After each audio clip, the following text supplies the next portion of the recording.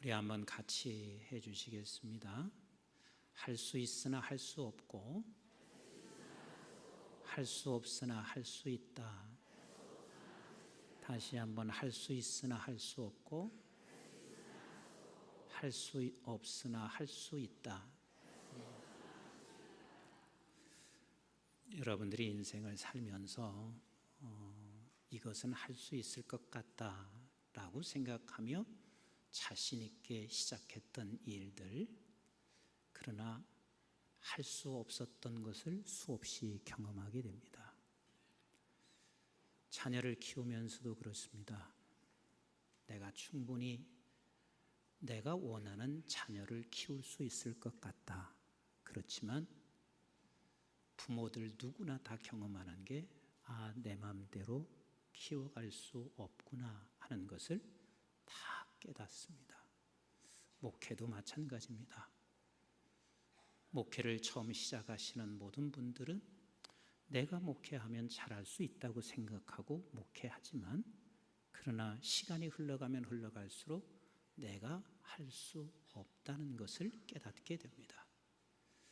반면에 우리는 또 할 수 없는 것 같지만 오늘 이 자리에 있는 자체가 우리가 할 수 있는 것입니다. 제가 어느 날 어느 글을 읽다가 이런 글을 읽게 됐습니다. 그런데 이것은 사실인지 아니면 꾸며낸 이야기인지는 잘 모르겠어요. 나이아가라 폭포에서 겨울이었습니다. 큰 얼음덩어리 하나가 흘러내려오고 있는데 높이 떠있는 독수리가 얼음덩어리 위에 거기에 동사가 되어 있는 양 한 마리, 그것을 발견하게 됩니다. 해서 독수리는 이 양을 먹기 위해서 하늘에서 내려와 그 양을 계속해서 먹기 시작했습니다. 이 얼음덩어리는 폭포에 가까워지기 시작했습니다. 그런데 독수리는 자신이 있었습니다. 이 양을 계속 뜯어먹으면서 자기에게는 날개가 있기 때문에 그 폭포 앞에 오게 되면 날아갈 수 있는 자신이 있었습니다. 아닌 게 아니라 지금 이제는 계속해서 양을 뜯어먹다가 폭포에 가까이 오는 그 순간 이제 독수리가 그만 날아오르려고 하는데 날개를 쭉 펴고 흔들어 댔지만 결국은 독수리가 날을 수가 없었습니다. 왜냐하면 그 얼음덩어리 위에 독수리 발이 그만 얼어버리고 말았습니다. 그래서 결국은 폭포에 떨어져서 이 독수리는 죽고 맙니다. 독수리가 나는 폭포가 무섭지 않았을 것입니다. 얼마든지 나를 수 있기 때문이었을 것입니다. 할 수 있는 것 같지만 할 수 없는 일이 한두 가지가 아닙니다. 제 선배 한 분이 계십니다. 이분은 나는 장녀들을 위해서 내가 헌신하며 살아가야 되겠다는 생각을 가지고 신학대학원에 진학을 했습니다. 주변에서는 말렸습니다. 당신이 아무리 자신하고 있어도 당신이 망가질 수 있다는 것을 생각하고 선배도 주변에서 말렸습니다. 그런데 이 선배는 나는 자신 있다고 생각했습니다. 그래서 여기서 멀지 않은 청량리 588 그곳에 가서 사역을 신대원 1학년 때 시작을 했습니다. 저들을 변화시킬 줄 알았습니다. 근데 참 놀라운 것이요, 채 1년도 못 돼서 당신이 망가지고 말았습니다. 결국은 장녀들한테 먹히고 말았습니다. 모든 사람들이 이렇게 내가 하면 자신 있다고 생각할 수 있고 나는 할 수 있다고 생각하지만 할 수 없는 일이 한두 가지가 아닙니다. 저는 결혼하면서 제가 이런 결심을 한 적이 있습니다. 적어도 최고의 사물을 만들 거야. 내가 그래서 최고의 사물을 만들기 위해서 얼마나 많이 가르쳤는지 몰라요. 성경 갖다 놓고 가르치고 편지 쓰면서 가르치고. 그런데 시간이 흘러가면 흘러갈수록 깨달은 건 두 가지밖에 없습니다. 하나는 뭐냐면 가르쳐도 안 바뀌어진다는 것입니다. 이걸 깨달았습니다. 또 하나 깨달은 게 뭐냐면 가르치다가 결국은 내가 죽겠구나. 하나님이 내게 말씀하시는 것이 네 놈이나 바뀌어져라, 이렇게 내게 말씀하시는 것 같았습니다. 3년이라는 세월을 지나면서 사실 얼마나 그때가 좋은 시간이에요. 사랑해야 할 시간, 아껴줘야 할 시간인데 저는 많이 힘들었습니다. 3년이 지나고 난 후에 그때 깨달은 게 내가 바뀌어지면 돼. 누군가를 우리가 변화시키고 누군가를 가르쳐서 내가 무엇을 할 수 있다고 생각하지만 결국은 할 수 없음을 우리는 깨닫게 되어져 있습니다. 오늘 이 본문에서 지금 대제사장들과 그리고 장로들은 예수 그리스도께서 행동하시는 것을 이해할 수가 없습니다. 그래서 예수님 앞에서 찾아와서 지금 묻고 예수님이 대답하는 장면입니다.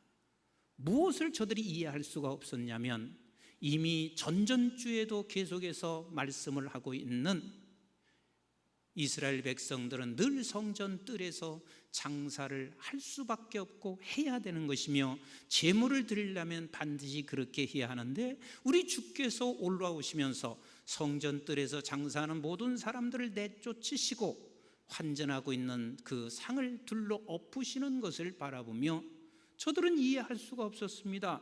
당연히 제사를 드리기 위해서는 이 일을 마땅히 해야 하는데 왜 이해할 수 없는 행동을, 그리고 이 어마어마한 사건을 저 사람은 저렇게 저지르고 있는 하는 생각들이 저들에게 가득 차 있습니다.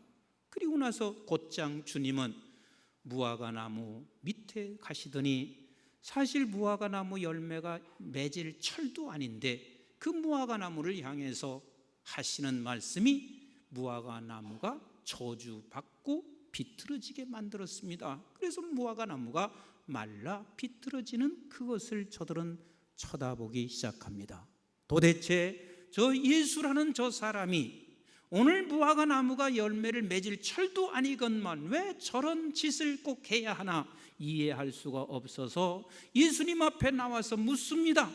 무슨 권위로 네가 이 일을 하고 있느냐? 우리 한번 23절 말씀을 같이 읽어보도록 하겠습니다. 시작. 예수께서 성전에 들어가 가르치실새 대제사장들과 백성의 장로들이 나와 이르되 내가 무슨 권위로 이런 일을 하느냐? 또 누가 이 권위를 주었느냐? 이 권위는 하나님 이상의 권위가 없이는 절대로 행할 수 없는 권위 아니겠어요? 어떻게 제사 드리기 위해서 지금 저들이 제물을 팔고 있고 제물을 사고 있는 그 일을 방해할 수 있겠느냐? 하나님 이상의 권위가 너에게 있는 것이냐? 무슨 권위로 네가 이 일을 하고 있느냐? 도대체 이 무화과 나무를 저주하는 그 이유가 도대체 뭐냐? 무슨 권위가 있어서 네가 이 일을 하고 있느냐? 하고 저들이 질문하는 질문의 내용은 너무 마땅한 질문이었습니다. 이때 우리 주님께서 이렇게 대답하시고 계세요. 24절부터 읽습니다. 시작. 예수께서 대답하시되 나도 한 말을 너에게 물으니 너희가 대답하면 나도 무슨 권위로 이런 일을 하는지 이르리라. 그래, 나도 너에게 한 말을 묻겠다. 너희들이 지금 무슨 권위로 이렇게 묻는데 나도 너에게 한번 묻겠다. 그러면서 주님이 이렇게 물으시고 계세요. 25절부터 시작. 요한의 세례가 어디로부터 왔느냐? 하늘로부터냐? 사람으로부터냐? 그들이 서로 의논하여 이르되 만일 하늘로부터라 하면 어찌하여 그를 믿지 아니하였느냐 할 것이요 만일 사람으로부터라 하면 모든 사람이 요한을 선지자로 여기니 백성이 무섭다 하여. 지금 주님이 물으신 것은 요한의 세례는 하늘로부터냐 사람에게로부터냐 하고 묻습니다. 그런데 저들이 대답하기가 아주 곤란합니다. 왜 곤란하냐면 하늘로부터라고 하면 너희들이 요한의 세례를 다 받고 따라야 할 것 아니냐?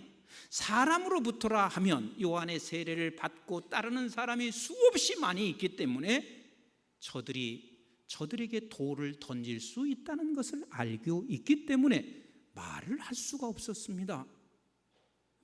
대답할 수가 없었습니다. 그래서 저들은 아무 말을 할 수가 없었어요. 그때 우리 주님께서 27절 같이 읽어보도록 하겠습니다. 시작. 예수께서 대답하여 이르시되 우리가 알지 못하노라 하니 예수께서 이르시되 나도 무슨 권위로 이렇게를 하는지 너에게 이르지 아니하냐. 말을 할 수가 없는 거지요. 그러니까 말을 않고 할 수가 없다고 하니까 주께서 하시는 말씀이 나도 너희들에게 무슨 권위로 말하는지 이 일을 하는지 이야기하지 않겠다.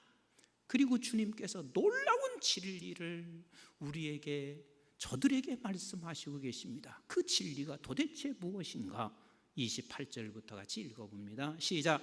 그러나 너희 생각에는 어떠하냐? 어떤 사람에게 두 아들이 있는데 맏 아들에게 가서 이르되 예 오늘 포도원에 가서 일하라 하니 대답하여 이르되 아버지 가겠나이다 하더니 가지 아니하고 둘째 아들에게 가서 또 그와 같이 말하니 대답하여 이르되 실소이다 하였다가 그 후에 뉘우치고 갔으니 그 둘 중에 누가 아버지의 뜻대로 하였느냐? 이르되 둘째 아들이니이다. 예수께서 그들에게 이르시되 내가 진실로 너희에게 이르노니 세리들과 장녀들이 너희보다 먼저 하나님의 나라에 들어가리라. 지금 주께서 이렇게 말씀하시고 있습니다.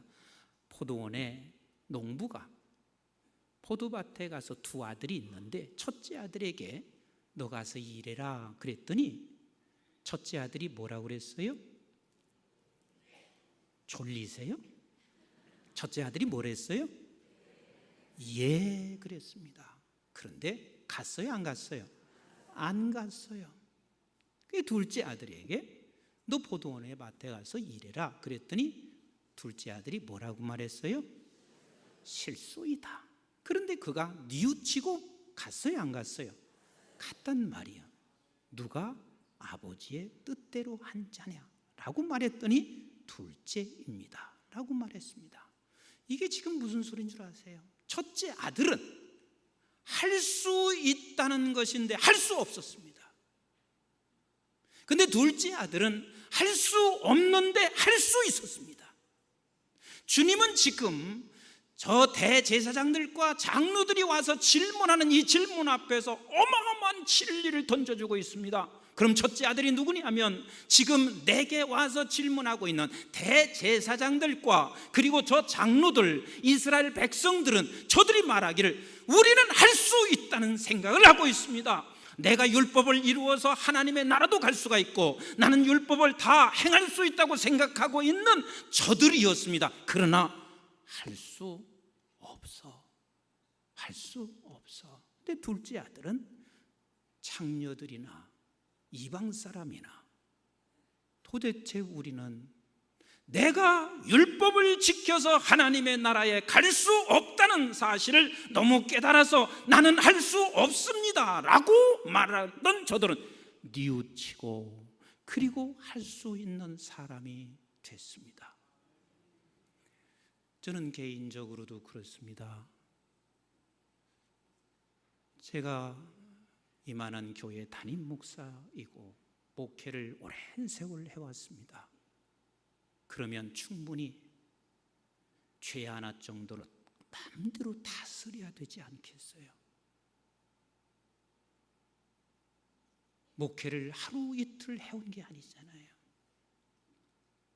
매주 설교하고 매일 가르치고 매일 설교하는 사람, 그리고 또 하나님 앞에서 기도하려고 애를 쓰고 있는 사람이면 내가 충분히 죄를 다스려야 되지 않겠어요? 근데 이만큼 목회했어도 나는 죄를 못 다스려요. 내 안에 속상하면 분도 그냥 나고 그리고 내 안에 마음이 내키지 않으면 얼굴에 표시가 나고 결국 내가 고백할 수 있는 것은 나는 할 수 없는 사람이다. 할 수 없는 사람이라고 내가 고백할 수 있지만 그러나 나는 둘째 아들로 이렇게 말할 수 있습니다. 할 수 없으나 그래서 내가 뉘우침으로 말미암아 반드시 또한 할 수 있게 하시는 하나님이 또 나를 이끌어 가시는 것을 나는 믿고 오늘 또 이 자리에 설 수가 있습니다. 우리 모두가 다 그렇습니다. 그래서 로마서 7장 21절부터 25절은 사도 바울이 이 진리 앞에 본인이 직접 체험한 그 진리를 이렇게 말씀하시고 계신 거예요. 우리 한번 로마서 7장 21절부터 같이 읽어보겠습니다. 시작. 그러므로 내가 한 법을 깨달았노니 곧 선을 행하기 원하는 나에게는 악이 함께 있는 것이로다. 내 속사람으로는 하나님의 법을 즐겨하되 내 지체 속에 한 다른 법이 내 마음의 법과 싸워 내 지체 속에 있는 죄의 법으로 나를 사로잡는 것을 보는도다. 오호라, 나는 곤고한 사람이로다. 이 사망의 몸에서 누가 나를 건져내랴. 우리 주 예수 그리스도로 말미암아 하나님께 감사하리로다. 그런즉 내 자신이 마음으로는 하나님의 법을 육신으로는 죄의 법을 섬기노라. 바울이 누구예요? 그는 대단한 사람입니다. 육체의 질고 육체의 아픔 속에서도 하나님을 향한 그 마음이 누구보다도 뒤지지 아니하는 그런 분입니다. 그런데 그분이 이렇게 체험한 진리의 말씀을 선포하고 있습니다. 오호라, 나는 곤고한 사람이라. 이 사망의 노에서 누가 나를 건져내랴. 내 안에는 사망의 법과 생명의 법이 함께 움직이고 있는 내 자신을 고백하고 있습니다. 사망의 법, 그래서 나는 할 수가 없습니다. 그러나 생명의 법, 성령의 법이 또한 나를 할 수 있게 만드시는 우리 하나님이십니다. 우리가 할 수 있으면 내 힘으로 할 수 있는 것은 아무것도 없습니다. 그래서 로마서 8장 1절로 2절에 이렇게 말씀하시고 계신 거요. 같이 읽어봅니다. 시작. 그러므로 이제 그리스도 예수 안에 있는 자에게는 결코 정죄함이 없나니 이는 그리스도 예수 안에 있는 생명의 성령의 법이 죄와 사망의 법에서 너를 해방하였느니라. 아멘이신가요? 그래서 우리는 결국 내가 서 있는 자리에서 내가 고백할 수 있는 것은 이 고백밖에 할 수가 없어요. 내가 어떤 것을 이루었든 내가 할 수 있는 고백은 이 고백밖에 없어요. 고린도전서 15장 1절부터 10절까지 같이 읽어봅니다. 시작. 형제들아, 내가 너에게 전한 복음을 너에게 알게 하노니 이는 너희가 받은 것이요 또 그 가운데 선 것이라. 너희가 만일 내가 전한 그 말을 굳게 지키고 헛되이 믿지 아니하였으면 그로 말미암아 구원을 받으리라. 내가 받은 것을 먼저 너에게 전하노니 이는 성경대로 그리스도께서 우리 죄를 위하여 죽으시고 장사 지낸 바 되셨다가 성경대로 사흘 만에 다시 살아나사 게바에게 보이시고 후에 12 제자에게와 그 후에 500의 형제에게 일시에 보이셨나니 그 중에 지금까지 대다수는 살아있고 어떤 사람은 잠들었으며 그 후에 야고보에게 보이셨으며 그 후에 모든 사도에게와 맨 마중에 만삭되지 못하여 난 자 같은 내게도 보이셨느니라. 나는 사도 중에 가장 작은 자라. 나는 하나님의 교회를 박해하였으며 사도라 칭함받기를 감당하지 못할 자니라. 10절 시작. 그러나 내가 나 된 것은 하나님의 은혜로 된 것이니 내게 주신 그의 은혜가 헛되지 아니하여 내가 모든 사도보다 더 많이 수고하였으나 내가 한 것이 아니요 오직 나와 함께 하신 하나님의 은혜로다. 이 고백밖에는 할 길이 없습니다. 우리는 할 수 없는 사람이지만 그러나 할 수 있는 사람입니다. 그래서 빌립보서 4장 13절의 고백이 사도 바울의 고백이 아니라 우리 모두의 고백입니다. 우리 한번 빌립보서 4장 13절 시작. 내게 능력 주시는 자 안에서 내가 모든 것을 할 수 있느니라. 내게 능력 주시는 자 안에서 능력 주시는 자가 누구신가요? 예수 그리스도이십니다. 하나님이십니다. 성령 하나님이십니다. 그래서 하나님께서 우리에게 어떤 은혜를 베풀어 주셨냐면 독생자 예수 그리스도를 이 땅에 보내주셔서 십자가에 죽게 하심으로 말미암아 우리를 할 수 있는 사람으로 만들어 가셨습니다. 예수 그리스도께서는 또한 우리를 할 수 있는 사람으로 만들어 가기 위하여 기꺼이 십자가에 달려 죽으시면서 우리를 사랑하셔서 할 수 있는 사람으로 만들어 가셨습니다. 그리고 성령, 보혜사 성령을 우리에게 보내셔서 성령이 우리를 끌고 가심으로 말미암아 할 수 없는 우리를 할 수 있는 자리로 우리를 이끌어 가시고 있습니다. 그럼 우리 할 수 있는 게 도대체 뭐예요? 할 수 있는 게 도대체 뭐예요? 세상 사람들은 이렇게 생각합니다. 돈만 있으면 다 할 수 있다고 생각합니다. 물론 돈이 있으면 할 수 있는 일이 많죠. 그건 세상 사람들이 생각하는 거예요. 우리가 할 수 있는 것은, 지금 여기서 말씀하시고 있는 것은 내게 능력 주시는 자 안에서 모든 것을 할 수 있다 하는 말은 모든 것을 할 수 있는 사람, 그 할 수 있는 게 도대체 무엇인가? 그 위에 10절부터 말씀하시고 계세요. 10절부터 시작. 내가 주 안에서 크게 기뻐하면, 어떻게 기뻐하라고요? 작게? 크게 기뻐하면, 시작.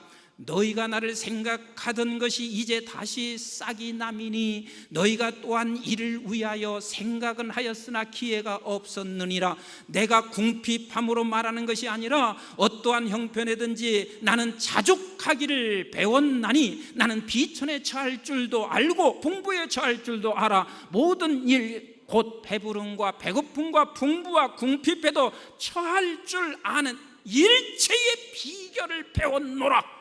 그러니까 우리가 할 수 있는 일이 뭐냐면 돈으로 할 수 있는 것, 권세로 할 수 있는 것을 말씀하시는 것이 아니라 네가 빈부에도 풍부에도 처할 수 있는 일체의 비결을 배운 자, 일체의 비결을 가지고 있는 이 할 수 있는 일을 우리에게 하나님께서 허락해 주시기를 원하시고 계십니다. 제가 지난 금요일 아침에 우리나라에서 제일 땅값, 아파트값이 비싸다는 곳에 가서 그곳에서 제가 잠시 사역을 하고 오게 됐습니다. 근데 거기에서 사역하고 있는 목사님께서 저한테 한번 이런 이야기를 전에 한 적이 있습니다. 무슨 얘기를 하다가 왜 이렇게 땅값이 올라오는지 모르겠다. 우리 교회 주변도 그저 주차장 조금 넓히려고 하니까 평당 3천만 원을 다 줘야 살 수 있다. 그랬더니 목사님이 웃으면서 그래요. 목사님, 우리 지역은요 땅이 땅이 아니라 아파트 한 평이 1억이래. 하여튼 우리 교회는 무슨 얘기해도 놀라질 않아요. 어마어마한 사람들이 다 앉아 계시기 때문에 놀래. 아파트 한 평이 1억이 넘는데요. 그래서 내가 하도 놀래서 아니 거기 왜 그렇게 비싸요? 그랬더니 그런 얘기를 해요. 여기가 교육특구라고 해서 무슨 방법을 써서라도 자녀를 그곳에 데리고 와서 그곳에 교육을 시켜야 된대. 그래서 제가 그 얘기를 들으면서 그게 무슨 교육특구냐? 인류대학만 나오면 되는 줄 아나? 돈만 가지고 있으면 되는 줄 아나? 사실 좋은 대학 나오고 그리고 돈 많이 가지고 있어서 망가지는 사람이 한둘이 아니요. 자기밖에 몰라요. 이웃을 생각할 줄 몰라요. 그리고 저 민족과 저 열방을 생각할 줄 몰라요. 가면 갈수록 자기밖에 모르는 그 망가진 사람들이 교육특구에서 나올 수도 있습니다. 진짜 교육특구가 어디요? 이렇게 모르니 어쩌면 좋아요. 진짜 교육특구가 어디요? 여기가 교육특구요. 예. 일체의 비결을 가르칠 수 있는 곳, 일체의 비결을 가르칠 수 있는 부모가 정말 교육을 잘 시키는 거거든요. 우리의 자녀를 키우면서 무엇을 우리는 목표 삼고 자녀를 키우십니까? 예? 진짜 훌륭한 자녀는 일체의 비결을 배우는 거예요. 그래서 낮은 곳에 있어도 할 수 있는 사람이고 높은 곳에 있어도 교만에 빠지지 아니하고 그리고 모든 유익을 줄 수 있는 사람이 되고, 이것이 우리의 자녀를 잘 키우는 거 아니겠어요? 조금 죄송한 이야기지만 내가 첫째이기 때문에 이 이야기를 자신 있게 그냥 하고, 여러분 혹시 첫째인 분들 오해해서 듣지 마시고, 우리는 반드시 영적으로는 둘째 아들이 되어야 됩니다. 첫째들이 둘째보다 성공을 잘 못해요. 아니, 내가 말하는 성공은 뭐냐면 공부도 잘할 수도 있고 돈도 벌을 수도 있어요. 근데 첫째들은 둘째만큼 세상을 잘 못 섬겨요. 그 이유가 뭐냐면, 누구나 자식을 낳으면 첫째는 그냥 사랑스러운 거예요. 그래서 사랑을 많이 받았어요. 근데 둘째는, 그래서 첫째는 옷을 사도 언제나 새 것인데 둘째는 형 거 물려받아 언니 거 입으면 돼. 둘째는 언제나 서럽게 클 때가 참 많습니다. 그러다 보니까 둘째들이 어찌 보면 일체의 비결을 습득하는 방법을 어려서부터 깨닫습니다. 여기 첫째 되시는 분들 되게 또 기분 나빠하실지도 모르겠어요. 그래서 제가 하는 얘기가 그렇습니다. 예수 믿는 사람은 첫째로 사는 게 아니요, 예수 믿는 사람은 분명히 우리가 둘째로 살면 첫 맏아들이 된다는 사실을 놓치지 마셔야 돼요. 나는 할 수 없는 자요, 그러나 할 수 있는 자요, 이게 바로 첫째로 사는 삶이고, 그게 바로 둘째로 삶을 사는 사람이고, 우리 하나님을 믿는 모든 백성들은 둘째로 살아 맏아들이 되실 수 있어야 합니다. 나는 할 수 없지만 그러나 우리 하나님이 할 수 있게 하십니다. 그래서 우리는 일체의 비결을 갖고 사는 사람입니다. 사랑하는 성도 여러분, 할 수 없는데 내가 할 수 있다는 것은, 결국은 그것을 둘째 아들로 사는 사람은 이 두 가지밖에 고백할 길이 없습니다. 하나는 뭐냐면, 내가 할 수 없으니까 하나님 앞에 나가 기도할 수밖에 없습니다. 아버지께 나가 기도할 수밖에 없습니다. 저는 사실 일반 음악도 별로 좋아하지도 않고 그냥 찬송을 좀 하고, 그런데 내가 하이든을 참 좋아합니다. 왜 이렇게 하이든을 좋아하냐면, 그는 유명한 음악가여서 그런 것이 아닙니다. 하이든은 본인이 작사나 작곡을 할 때 내 힘으로 할 수 없다는 것을 본인이 너무 잘 알았어요. 그래서 이 하이든은 자기 방에 작은 기도처를 만들었습니다.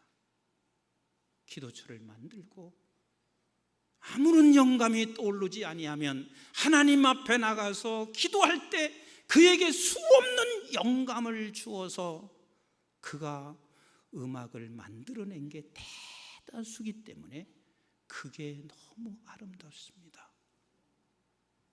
그렇습니다. 하이든뿐만 아니라 나는 할 수 없다. 둘째 아들로 사는 사람이 누구냐면 나는 할 수 없다. 그러나 할 수 있게 하시는 우리 하나님, 주 안에 있는 우리는 할 수 있게 하시는 하나님. 그래서 모든 매사에 내가 하나님 앞에 기도의 자리로 나가서 그 기도하며 하나님께로부터 받은 영감, 이것이 둘째 아들로 살아가는 삶이고, 다시 한번 부탁드려요. 여러분 모두가 다 둘째 아들로 살기를 주의 이름으로 축복합니다. 요즘 설교요, 인터넷 수없이 설교를 마음껏 우리가 찾아낼 수 있습니다. 수많은 책이 있습니다. 얼마든지 설교할 수 있습니다. 그러나 나는 설교할 수 있다고 생각하는 사람은 아무것도 할 수가 없습니다. 그러나 나는 할 수가 없다고 하는 사람은 결국은 하나님의 말씀을 증거하는 그 자리에서도 하나님 앞에 나가 무릎을 꿇고 기도할 수밖에 없어요. 웬고하면